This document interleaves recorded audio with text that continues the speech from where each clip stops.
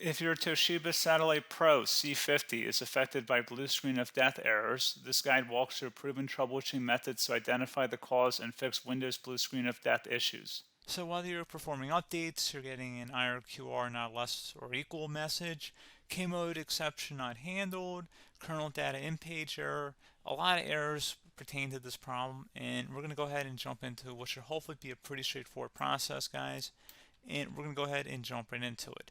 So first thing I'd recommend doing would be to actually go ahead and boot to the troubleshooting utility on Windows 11. So if you do a hard power off 3 times in a row, Windows should automatically attempt to launch the starter prepare utility. And if it doesn't find anything, it will give you the option to select advanced settings, in which case it would take you to a screen that looks like this. Now, if it does not take you to a screen that looks like this, or you're unable to get to that, you can also download the Windows 10 Media Creation Utility, or Windows 11. They probably will make a creation utility for Windows 11 at some point. And it doesn't really matter, you can actually run the Windows 10 utility on Windows 11 as far as I'm aware. And you should be able to run the troubleshooting utilities built in within it. So you just would go ahead and download it to an ISO file and then burn it to a DVD or USB.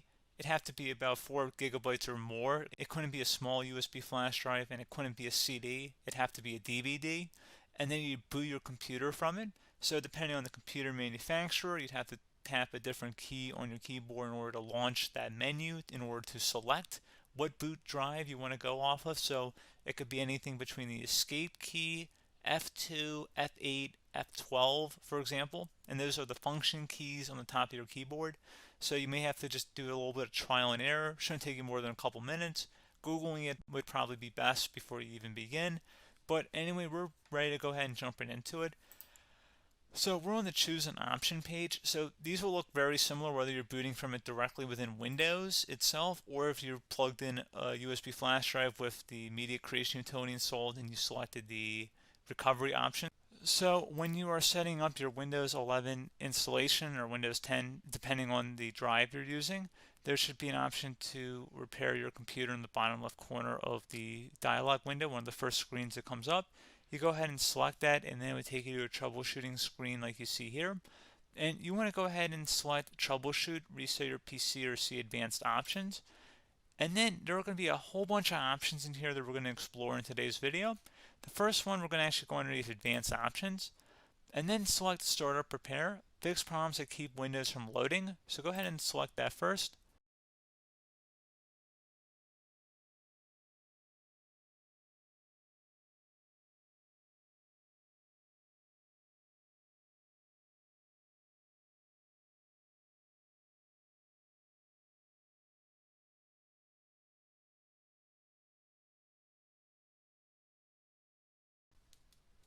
Okay, so you can see it could not repair our PC. That was our first option we could try. Something else, if we go back into advanced options here and then select troubleshoot, we're going to go underneath advanced options again. You can go ahead and actually access safe mode by selecting startup settings. And then if you select the restart button, you have the option on the screen select safe mode with networking, which will give you a key on the screen. It'll tell you which key to press to enter that. I believe it's the F7 key. It'll do that for you. I'm not going to go over that in today's tutorial because I don't really want to go into safe mode, but you're more than welcome to attempt that by going into here and then selecting restart. Again, it'll launch another screen. It'll say what key do you want to press, and it'll give you like 7 or 8 different options, and you want to select safe mode with networking. There's also an option for a command prompt too, but that's going to be something we're going to cover later in this video, and we don't even have to go through that in order to access it. So that's why I'm not going to really push for that, because unless you know exactly what's causing the problem, you probably don't need to go into safe mode. Unless you're trying to recover files, in which case then you definitely can go into safe mode, but we're trying to actually recover our computer here. So I hope that makes sense. Something else we can also try here as well would be to uninstall updates, remove recently installed quality or feature updates from Windows. So if you go ahead and select that, you can uninstall the latest quality updates, which generally is the more day-to-day updates. Feature updates are the less regularly released ones, like the big ones. I would equate it to service packs in like Windows 7 and Windows Vista and Windows XP. So larger updates that occur once or twice a year at most. And the quality updates are more just a regular update. So probably obviously depend. It'll take longer if you're going to try and uninstall the latest feature update versus quality update, and maybe you don't need to go back that far. So just giving you guys a couple pointers with that. Something else you can also look at here, and we're going to jump into the command prompt in a little bit, but you can select System Restore, which will use a restore point recorded on your PC to restore Windows. And this is something I would highly recommend here, guys. So select Next. Assuming you have a restore point saved on your computer, you go ahead and select the most recently created one, and you'll select Next, and then you'll select the drive. You shouldn't actually have to select the drive. You can scan for affected programs, but we're going to keep it all default here, and then we're going to select Finish. So once started, System Restore cannot be interrupted. Do you want to continue? I think we're going to select yes. I don't think we have anything better to do on our computer right now, so just give it a moment here to initialize. It will take a couple minutes to run, obviously depending on how large your hard drive is and how much is saved on the System Restore point. So just give it a couple minutes here.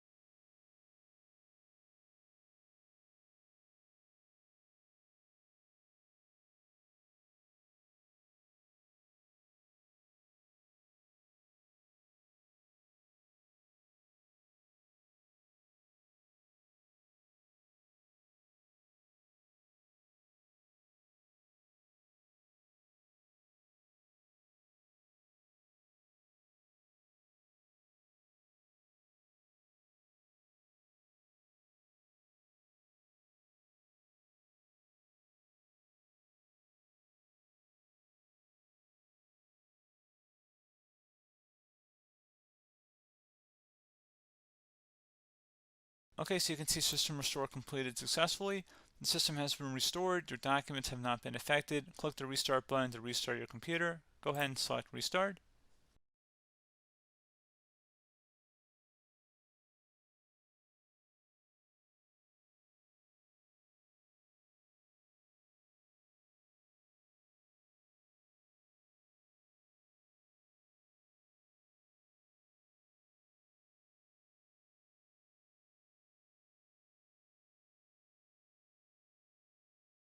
Okay, so you can see the system has been restored successfully.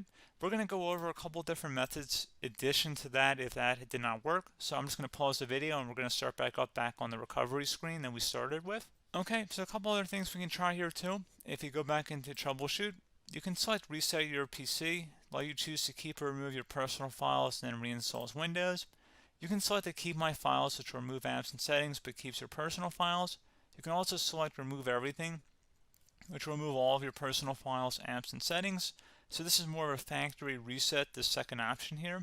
First option, it should not delete all of your personal files. However, it will pretty much clear most of your programs. And keep in mind, there's no guarantee that your information, number one, is even still available and easily recoverable on your computer to the point that you actually would be able to recover anything. And the second point is that there's always a chance that it won't actually recover and it will just do a factory reset anyway. So there's no guarantee that actually would keep your files anyway. So I would recommend trying to get a recovery tool and backing that up first before selecting it anyway. But again, those are a couple different options. And then something else you can try here if you go back to the choose an option. Another option, if you go underneath choose an option and select troubleshoot, advanced options, and now select where it says command prompt. Okay, so the first thing we should do is type our main hard drive here. In most cases, it should be the C drive. So you just do a C colon and then hit enter on your keyboard. So once you're underneath the C drive, we're going to type in dir and then hit enter on your keyboard.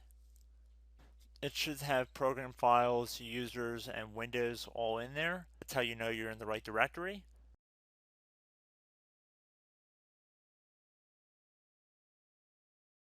In some cases, it might be the D drive as well, so just keep that in mind.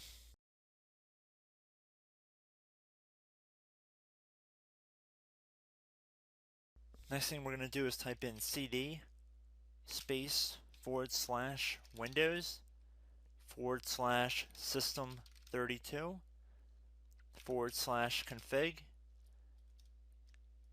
and then you're going to hit enter on your keyboard.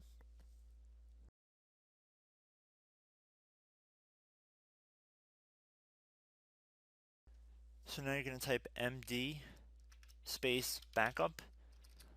If you've seen other tutorials, it might also say to put down MD backup. That's because the backup name is pretty common when you want to back something up. So you can name this whatever you want, doesn't have to be backup.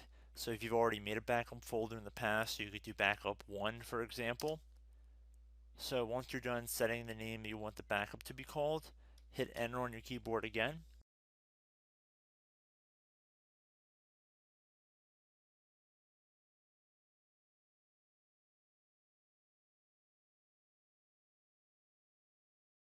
At this point you want to type copy, C-O-P-Y, space, then you want to do the star symbol above the 8 key, then do a period or a dot, whatever you want to call it, then another star sign, and then another space, and then type backup, and then hit enter on your keyboard.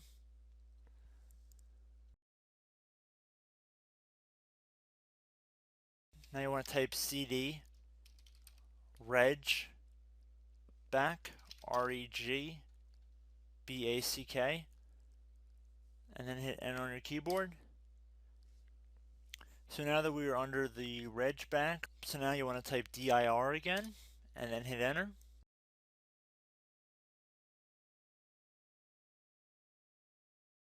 So now at this point we're going to type copy again. So copy, space, star sign,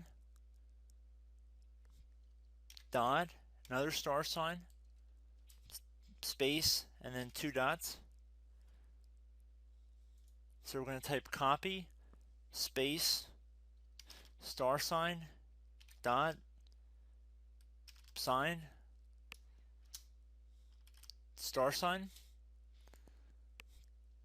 dot, dot, and then hit enter on your keyboard again. So for overwrite, you want to overwrite all.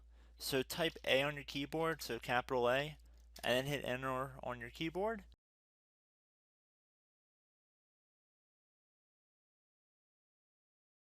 So at this point you should be good to go. You can close out of the command prompt window, and if you accidentally continue to Windows 10 you should be all set. So I hope one of these 3 or 4 different methods we went through in this tutorial helped you guys out.